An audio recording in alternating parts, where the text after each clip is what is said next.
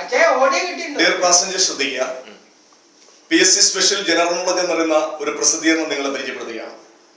ഇതിന്റെ 1ഉം 2ഉം പാർട്ടുകൾ നിങ്ങളൊക്കെ പരിചയപ്പെടുത്തും. ഇതിന്റെ 3ാമത്തെ ഭാഗമാണ് പരിചയപ്പെടുത്തുന്നത്. ഇത് 4ാം സ്റ്റാൻഡേർഡ് മുതൽ ഡിഗ്രി ക്ലാസ്സിൽ പഠിക്കുന്ന വിദ്യാർത്ഥികൾക്ക്, മത്സര പരീക്ഷയിൽ പങ്കെടുക്കുന്നവർക്ക്, PSCയിലേക്ക് ടെസ്റ്റ് എഴുതുന്നവർക്ക്, PSC UPSC സ്റ്റാഫ് സെലക്ഷൻ കമ്മീഷന്റെ ടെസ്റ്റുകളിൽ പങ്കെടുക്കാൻ ഉദ്ദേശിക്കുന്ന ഏതൊരാൾക്കും വളരെ പ്രയോജനകരമായ ഒരു പ്രസിദ്ധീകരണമാണ്. ഇത് ലോകത്തെക്കുറിച്ച്, ഇന്ത്യയെക്കുറിച്ച്, കേരളത്തെക്കുറിച്ച്, അടിസ്ഥാന വിവരങ്ങളെക്കുറിച്ച്, പൊതുവര കണക്കുകൾ, പൊതുവായ കാര്യങ്ങൾ, ശാസ്ത്രപരമായിട്ടുള്ള അപരനാമങ്ങൾ, ഗ്രഹങ്ങൾ, വിശേഷങ്ങൾ, ലോകത്തിൽ ഇന്നേവരെ കണ്ടുപിടിച്ച വസ്തുക്കൾ, കണ്ടുപിടിച്ച ശാസ്ത്രജ്ഞന്മാരെ കുറിച്ച് മനസ്സിലാക്കാം. അപ്പോൾ നമ്മൾക്കറിയാം, നമ്മൾ ദൈനംദിനം ഉച്ചരിക്കുന്ന ഒരുപാട് വാക്കുകളുണ്ട് ഇംഗ്ലീഷിൽ.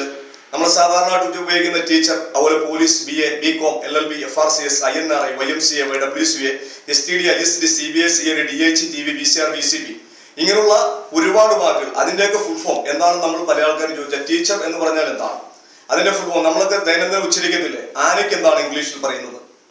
ആനയ്ക്ക് ഇംഗ്ലീഷിൽ നമ്മൾ പറയും എലിഫന്റ് എന്ന് പറയും. എന്നാൽ ആന പാപ്പൻ എന്താണ് ഇംഗ്ലീഷിൽ പറയുന്നത്? അതിന്റെ ഉത്തരം പറയുന്ന ഒരു വ്യക്തിക്ക് ഒരു ബുക്ക് ഞാൻ ഫ്രീ ആയിട്ട് തരും. Elephant husband. നോ, നമ്മളത് കൂടുതൽ ആൾക്കാരും പറയുന്ന ഒരു ആൻസറാണ്. അതായത് അതിന്റെ കറക്റ്റ് ആൻസർ എന്ന് പറഞ്ഞാൽ മാഹൂത്ത് എന്നാണ് അതിന്റെ ഒറിജിനൽ ആൻസർ. നമ്മൾ കോഴിക്ക് എന്താ പറയുന്നത്? കോഴിക്ക് ഹെൻ എന്ന് പറയും. കോഴി കുഞ്ഞിന് എന്താണ് ഇംഗ്ലീഷിൽ പറയുന്നത്? മാങ്ങയ്ക്ക് മാങ്കോ എന്ന് പറയും. കണ്ണിമാങ്ങയ്ക്ക് എന്താണ് ഇംഗ്ലീഷിൽ പറയുന്നത്? ഇങ്ങനെയുള്ള ഒരുപാട് വാക്കുകൾ, അതായത് അതിന്റെ ഫുൾ ഫോംസ് മനസ്സിലാക്കാൻ പറ്റുന്ന ഒരു പ്രസിദ്ധീകരണമാണ്.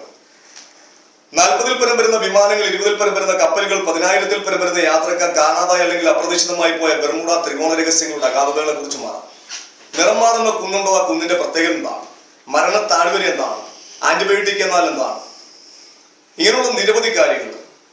മനുഷ്യന്റെ ശബ്ദം ചിത്രമായി രേഖപ്പെടുത്താവുന്ന യന്ത്രമുണ്ട്. അതിന്റെ പേരെന്താണ്? കഴിഞ്ഞ